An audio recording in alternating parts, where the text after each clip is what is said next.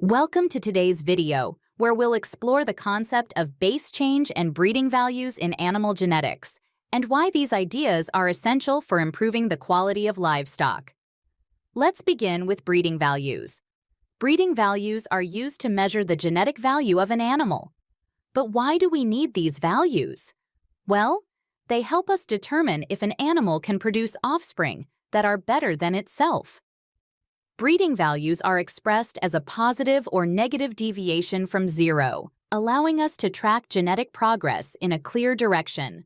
Whether we want taller animals, more milk production, or better fertility rates, we can breed towards these goals. Now, here's something important to remember. Negative values aren't necessarily bad. Imagine driving a car without the reverse gear. That would be a problem, right? Negative values allow us to move backward or adjust based on the needs of our animals. So, how do we know where to set our breeding values? That's where the 0 point comes in. The 0 point is the average performance level, and each country or company decides what this point is based on their base population. In the United States, for example, our base population is made up of cows born in 2015.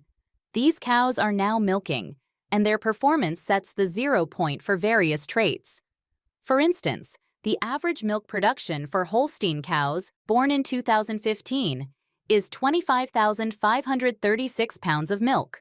For other traits like fat, protein, and productive life, their averages for cows born in 2015 help determine the baseline values. When it comes to fertility, things get a little more complex. Traits like the daughter pregnancy rate, or DPR, are expressed as percentages. For Holstein cows born in 2015, the average pregnancy rate was 31.2%. This becomes the 0 point for this trait. Now, over time, as breeding continues, genetic progress happens. Each generation improves, so our breeding values keep getting higher and higher. But to ensure we're staying on track, we need to update our 0 point to reflect current performance. This update is called a base change. Every 5 years in the U.S., we update our 0 point from the average performance of cows born in 2015 to the average performance of cows born in 2020. Cows born in 2020 are genetically superior, and they perform better than those born in 2015. As a result, the average level of performance goes up. When this happens, the breeding values, or PTAs, go down because genetic progress is positive.